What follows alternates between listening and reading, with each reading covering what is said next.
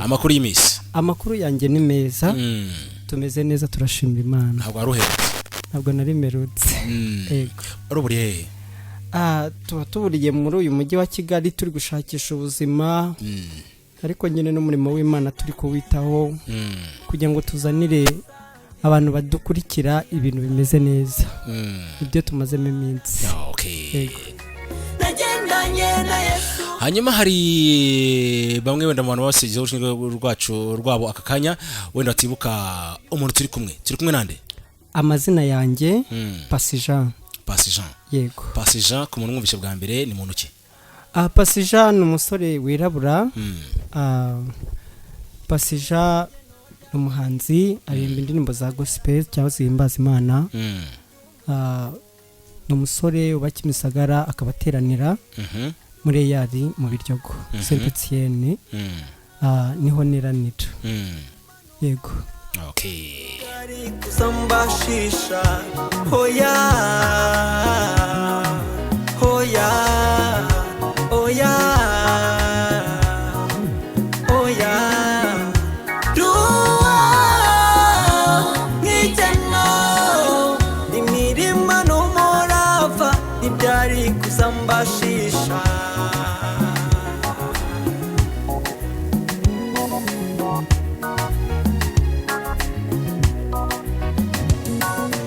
Nagendanye na Yesu muzira zanjye, iyataba wowe sinjye uyu munsi. Nagendanye na Yesu muzira zanjye. Hanyuma Pasi, watubwiye ko uteranira? Iyari Saint Etienne mu Biryogo. Hanyuma ukaba uri umuhanzi. Abandi umuhanzi. Umaze iki kingana iki? Nkumazemo imyaka 3. Imyaka 3. Yego. Mu myaka 3 niki wishimira? Ikintu nishimira mu myaka 3 maje gukora indirimbo nyinshi. Ikindi nanone mu gukora k'umuhanzi ubona inyungu zigiye zitandukanye. Harimo byinshi byo kwishimira. Hanyuma muri urwo rugendo ntago haburamo bitaragenzereza niki kisa twafaka tukita imbogamizi muri urwo rugendo rumaze imyaka 3? Ikintu kijya gikunda kuba imbogamizi cyane cyane ku buhanzi. Kubona uburyo bwo kujya muri studio. Ibyo bikunda kuba ikibazo. Uburyo bukabura. Nizo mbogamizi zikunda kuzamo challenges abari nyinshi. Ariko izindi z'umuntu yazihangana ariko uburyo bwo kujya muri studio akeshi bukunda kuba bitameze neza. Okay. Yego. Hanyuma ku ndirimbo zawe ni zingahe baje gushyira hanze nyuma urugendo rw'imyaka 3 tubwiye? Indirimbo maje gushyira hanze ni indirimbo 7. Yego. Imwe akaba ari yo yonyine ifite amashusho. Muri 7. Yego. Iya mbere yitwa? Iya mbere yitwa Mana Ndagarutse. Mana Ndagarutse. Yego. Waragiye iyo ndirimbo waragiye hehe? Iyo ndirimbo nayikoze mu bihe bya Covid. Isa nkaho iri kurangira. Ni mu buryo nyine urabona habayeho igihe cyo gufunga isengero. Abantu ntibongera guterana. Hanyuma hari abajyanywe na Covid, abandi basubira inyuma kubera ibihe byatambutse badaterana. Hanyuma rero tusubiye mu materano cyangwa mu rusengero. Tubona nyine hari abantu bagiye basubira inyuma mu buryo bwo gusenga cyangwa mu buryo bwo kwizera. Niyo inspiration niyo yaje ngarura abantu kuri Kristo muri Mana Ndagarutse. Nagendanye na Yesu muzira zanjye, iyataba wowe sinjye uyu munsi.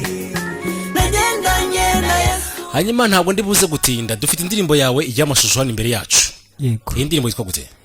Iyi ndirimbo yitwa Igeno. Igeno. Yego. Iryo bisobanuye? Igeno bituruka ku nshinga kugena.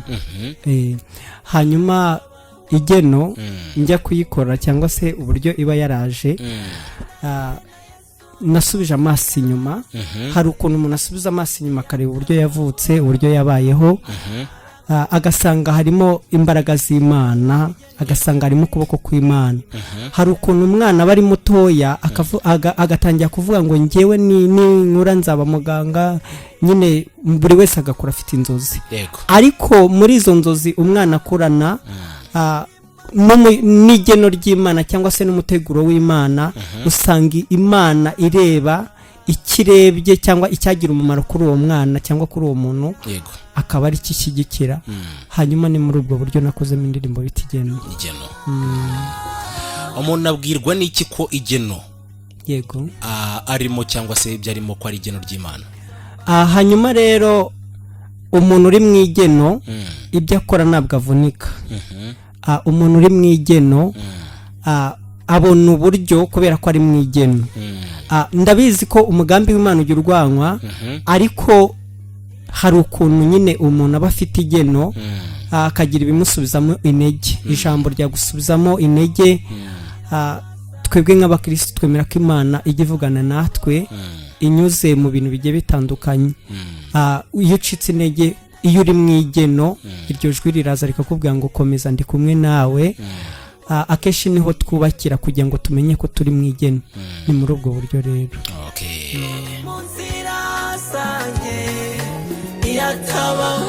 Hanyuma reka dukorora gato mu nganzo kuri indirimbo agace gatoya hanyuma twumve koko igeno ni yawe cyangwa ni yundi twumva ijwi turi kumva hano niba ari ryo koko rya nyir'ubwite turi kumwe muri studio. Yego reka turirimbe nacyo. Nduwo mu igeno rya Kristo Imana yaranoranyije, ndumunyago nduhiriwe, nduwo mu igeno imirimo n'umurava ntibyari kuzambashisha. Hoya hoya hoya hoya nduwa mwigeno imirimo n'umurava ntibyari kuzambashisha. Nagendanye na Yesu mu nzira zanjye, iyo ataba wowe sinjye uyu munsi. Nagendanye na Yesu mu nzira zanjye, iyo ataba wowe mwami warakoze. Yego iyo ataba wowe sinjye uyu munsi. Nagendanye na Yesu mu nzira zanjye, iyo ataba wowe mwami warakoze. Nduwo mu igeno. Yes, turi kumwe na Pasi Jean, ngira ngo kumumva mu ndirimbo yise ngo igeno iri kuri channel ya YouTube yitwa Pasi Jean. Ushaka kujyaho hanyuma kareba iyo ndirimbo ye y'amashusho. Hanyuma mbere y'uko ndatugaruka twumva iyi ndirimbo mu buryo burambuye twumva n'ubutumwa bikuyemo, reka tugaruke ku kibazo. Iyi ndirimbo imyandikire yayo wari utagetinze ndashaka kubwira nde? Mu bigaragara iyo umuntu yandika bajya bavuga twebwe turababwiriza butumwa. Umubwiriza iyo ari kubwiriza ababwira benshi ariko nawe aba yibwira. Yego mu bigaragara ni rusange. Ntabwo navugaga ngo nari ndi kubwira uyu nguyu cyangwa uriya. Twese tuba twumva icyo dushaka gukura muri iyo message nari ndi gutambutsa. Ari njye wirandeba n'uwo nabwiraga iramureba. Ni muri ubwo buryo rero. Okay. Nagendanye na Yesu mu nzira zanjye, iyo ataba wowe mwami warakoze. Yes, ni indirimbo yise ngo igeno ya Pasi Jean. Ni amashusho muraza kujyaho muyirebe. Hanyuma muraza kujya muri duhamagara ku telefone ukeneye kubaza Pasi Jean cyangwa se kugira icyo usobanuza kuri we cyangwa kuvugana nawe biremewe. Uraca ku murongo wa telefone inkoramutima 0787811636 0787811636 kubakoresha Tigo Airtel ni 07881071 iyo mirongo yo murayicaho cyangwa se ukoresha utumwa gufiya uvugane na Pasi Jean. Hanyuma Pasi Karame uwansobanurira ihuriro ry'indirimbo n'amashusho arimo? Hanyuma ihuriro ry'indirimbo n'amashusho harimo amashusho atandukanye. Harimo umundi kubona uri gufunguza, harimo mu mansera, harimo donc mpuriza ubutumwa buri muri iyi ndirimbo hanyuma n'amashusho arimo. Hanyuma rero aho waruvuzeho gusaba cyangwa hagaragara nkaho ndi gusaba. n'ubuzima bwacu bwa buri munsi nkuko naririmbye ngavuga ngo iyo ataba wowe singe uyu munsi ubwo buzima nyine bujya bubaho ko umuntu ashobora gusaba ariko ejo akaba arafite kubera ko ari mu igeno Imana ikamubungabungira muri uko gusaba igihe Imana yagennye yuko igomba kumukura mu mwanya wo gusaba nako kajeste twakoresheje twerekanaga yuko umuntu yasaba ariko twerekana yuko hari ubuzima bwahindutse kuko ni ibintu bibaho cyane nanjye ndi umugabo wo kubihamya hari igihe wasabaga ukavuga ngo mwamaye minerivare bakayigwa cyangwa niba yiguhe ariko muri bwa buzima bwo gustragulinga ngewe aho nize ntago banyirukaniraga discipline nyeya ahubwo akenshi banyirukaniraga sacrifice mu bantu basohokaga baje kwishyuza nabaga ndi uwa mbere hanyuma rero kubera ko twasabaga abantu wenda atari n'ababyeyi cyangwa abandi bantu ukabona ntago biryoshye ukabona ntago bimeze neza niyo mpamvu nakoresheje geste iyo ataba we singewe uyu munsi turi gushima Imana ko iyo ataba we ntabwo ari twebwe uyu munsi ntabwo wari kuba uri kumbona hano nta nubwo n'abanyarwanda cyangwa n'abandi bakabaye bambona iyo ataba we singewe uyu munsi yego hanyuma reka tugaruke mu kanya gato cyane tuvuga indirimbo igeno ya Pasi Jean tugaruke mu kanya gato cyane nyuma y'iyo ndirimbo twinjira kuri session yacu ya kabiri.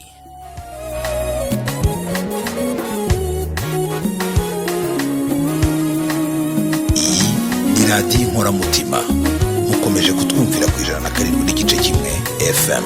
nagendanye na Yesu mu nzira zanjye iyo ataba wowe singe uyu munsi nagendanye na Yesu mu nzira zanjye iyo ataba wowe mwami warakoze nagendanye na Yesu mu nzira zanjye iyo ataba wowe singe uyu munsi nagendanye na Yesu mu nzira zanjye iyo ataba wowe mwami warakoze ndi uwo mu igeno rya Kristo Imana yaranoranyije ndi umunyago nduhiriwe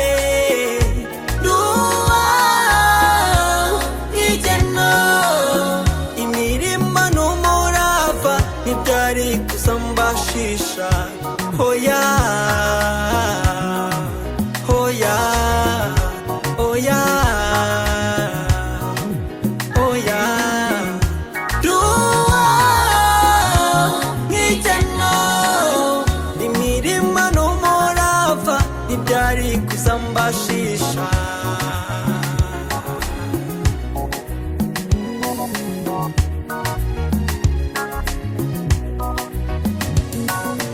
nagendanye na Yesu mu nzira zanjye iyo ataba wowe singe uyu munsi nagendanye na Yesu mu nzira zanjye iyo ataba wowe mwami warakoze nagendanye na Yesu mu nzira zanjye iyo ataba wowe singe uyu munsi nagendanye na Yesu mu nzira zanjye iyo ataba wowe mwami warakoze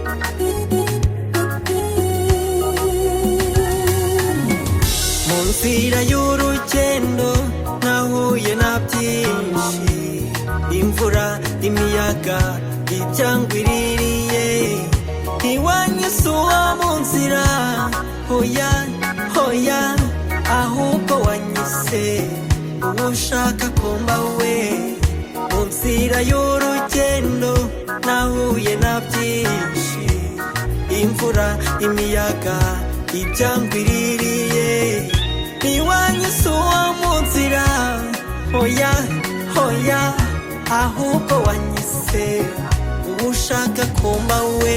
Nagendanye na Yesu mu nzira zanjye, iyataba wowe sinjye uyu ati nagendanye na Yesu mu nzira zanjye, ati yataba wowe ntabwo aba ari njyewe uyu munsi. Indirimbo irimo amagambo akomeye cyane. Uyu ni Pasi Jean, umusore ukiri mutoya, mu ndirimbo ye nziza cyane yise ngo Igeno. Iri nanjye kuvanga iri kuri album ni yakangahe? Ni indirimbo ya 7 kuri album yakangahe? Ndi gukora album ya mbere. Album ya mbere Yego. ntagira soza. Ntagira sozwa, turacyari kuri album ya mbere, ntagira ararangira. Hanyuma album tuyitegeho iki? Tuyitege ryari? Tuyitegeho iki? Nubwo mbizi ko nshobora kwambibajije kare ko no sinakare nkurikije umubare w'indirimbo aje kugira. Yego. Album rero turi kubitegura, ariko ntabwo ari muri iyi minsi, mu minsi izaza. Hari ibyo album dusaba kugira ngo tube twamaje gushyira ku murongo. Nitumara kubishyira ku murongo rero tuzababwira igihe bizaberaho. Yego. Okay.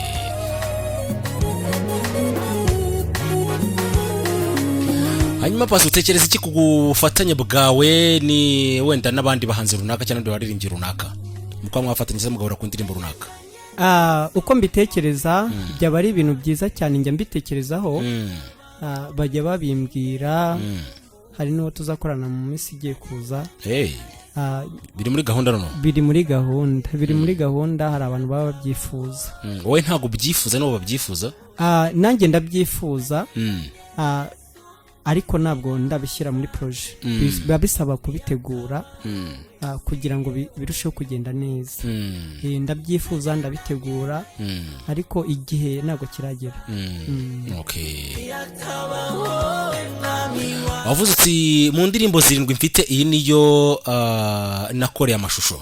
Yego. Mu rugendo rw'imyaka 3 maze muri kariyeri ya gospel industry. Yego. Hanyuma nakwibaza nti kuki wahisemo iyi indirimbo y'Igeno?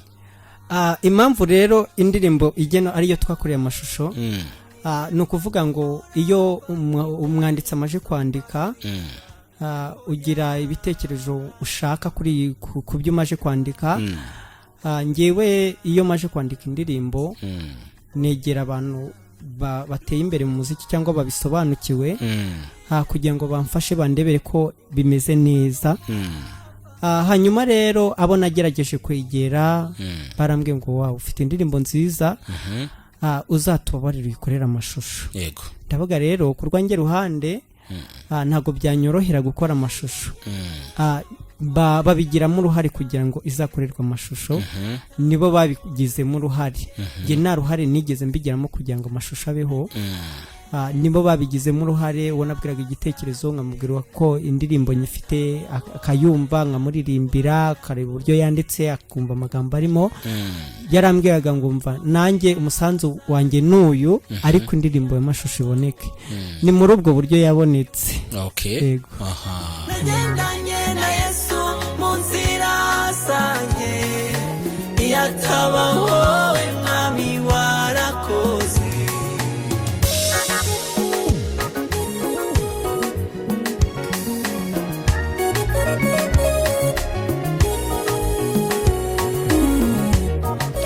Hanyuma indirimbo wayikorewe nani? Indirimbo mu recording yakozwe n'umuproducer bita Taylor. Na amashusho cyangwa amajwi? N'amajwi. Amashusho yakozwe n'umuproducer bita Kaboss. Director yabaye uwo bita Yakapro. Yego. Abanga bakorera he? Hanyuma rero burya banakoze ibintu byiza barashimwa. Yego. Taylor n'umuproducer ukorera Kimisagara. Yakapro director aba mu Biryogo. Yego. Kaboss aba hano Kimihurura. Nibo babikoze. Okay. Ahubwo wanyise ushaka kumba we. Nagendanye na Yesu mu nzira. niki usaba abadukurikiye uyu munsi cyase muri aka kanya? Ikintu mbasaba ni ukumva iyi ndirimbo irimo ubutumwa butandukanye. Umuntu wihebye ayumvishe yamusubizamo imbaraga. Burya ubuhamya bw'umuntu iyo umuntu abwumvishe bugira aho bumukura bukagera n'aho bumushyira. Ikintu mbasaba ni ukuyumva, kabiri bakanshyigikira mu buryo bugiye butandukanye, mu bitekerezo, mu buryo bw'amafaranga, dore ko ajya akenerwa cyane muri muzike, no kujya bankurikirana. Nibyo ndi kubasaba. Aha, ati nagendanye na Yesu mu nzira zanyiti yabawe ntagomba yataba ari wowe ntagomba nyiriho. Hanyuma Pasi, mbere yuko wenda tugana ku musozo, niki doko umuntu akeneye Pasi just kumujoininga, kumufatanya bikorwa we, kumutera inkunga kugira gute, kumusupportinga kugira gute, bica mu zenzira? Na zindi nzira bicamo. Nta manager? Oya, nta manager mfite. Nta manager mfite ngo wenda muramunyuraho. Ni ngewe twivuganira. No bwawe uramamagara tukavugana. Nta manager bisaba, ni ngewe manager wundi. N'amafaranga yo kugira iki? Yo umuntu agufatishe mu gitaramo runaka. Oya, araza tukavugana. Mu gikari. Uko umuntu aje niko tuvugana. Nta biciro ngira. Atanayafite ngiye nanajyayo. Ariko uko yaje nyine ambwira uko ibintu bimeze niko tuvugana. Hanyuma watanga umurongo wa telefone? Nta kibazo. 078 15 34 79. 078 15 34 79. Iyo niyo nimero mwambonaho. Kuri 04 078 15 34 79. Akabamagaye Pasi? Akabaramamagaye. Akamamagaye Pasi Jean. Aha, ngaye nguko rero ni ako muze kumamagara tuvuye muri studio, ntimumamagara none hangaha, muze kumamagara tuvuye muri studio kandi mubwire ibintu bya business byunguka. Hanyuma nukeneye gukanda kanyera gakande kugira ngo indirimbo nka ndirahiye, indirimbo nka Imana iransekeje nazo zikorwa amashusho. Yego. Nazo zikorwa amashusho. Nazo zikeneye gukorerwa amashusho. Yes, nazo zikeneye kujya hagaragara ubundi bakamuha. Hanyuma muri nyanduke kuri channel ya YouTube, hanyuma mukore subscribe, comment, like, share, abundi ivuga ubutumwa rirusho kwaguka. Ubutumwa bwawe tugana ku musozo. Ubutumwa bwanjye nabwira abantu bankurikiye, mbafite byinshi biba biri kumbyiganiramo, kandi numva nshaka kuzabasangiza. Ibyo byose mba mbirimo, ntago nuje ku bwabo cyangwa ku bwacu, kugira ngo mumeze kubaha ibintu bimeze neza. Icyo basabwa no kunshyigikira mu buryo bwose. Ushobora kumamagara ukampa igitekerezo, ushobora kumamagara n'ubwo buryo wenda waba ubonye nabwo ukaboma, kugira ngo birusheho kugenda neza. Ikindi ndabasaba kugira ngo bakomeze bankurikirane, kuko mbafitiye byinshi byiza. Yego. Hanyuma Pasi, niba ntacyo twibajye cyangwa se usize, reka tugushimire ko wabanye natwe. Murakoze cyane, kandi twongera kugira umugisha, tuza ko tuzongera tukabana. Murakoze. Hanyuma yari Pasi Jean, tugaruke mu kanya gatoya cyane tukomeza tuganira. Reka twumve iyi ndirimbo ye, ni indirimbo y'ishyashya irimo mu bisho twakomeje kunya tuyigarukaho, ubundi turakomeza mu kanya gatoya cyane. Indirimbo yitwa Igeno.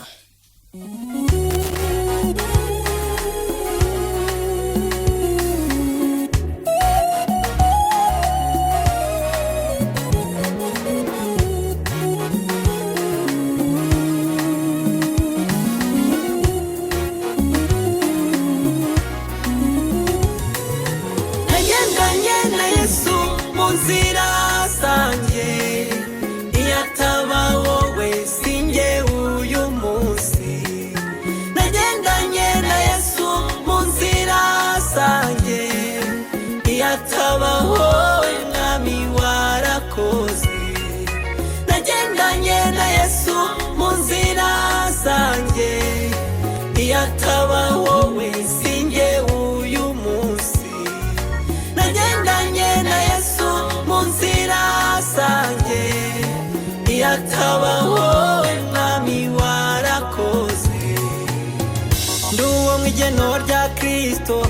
imana yaranoranyije ndi umunyago nduhiriwe nduwa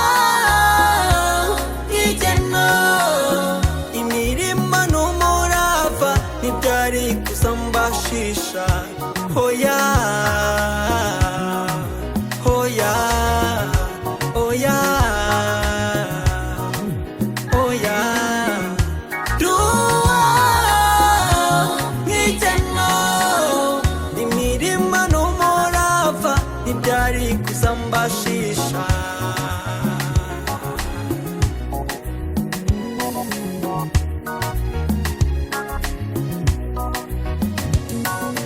nagendanye na Yesu mu nzira zanjye iyo ataba wowe sinjye uyu munsi nagendanye na Yesu mu nzira zanjye iyo ataba wowe mwami warakoze nagendanye na Yesu mu nzira zanjye iyo ataba wowe sinjye uyu munsi nagendanye na Yesu mu nzira zanjye iyo ataba wowe mwami warakoze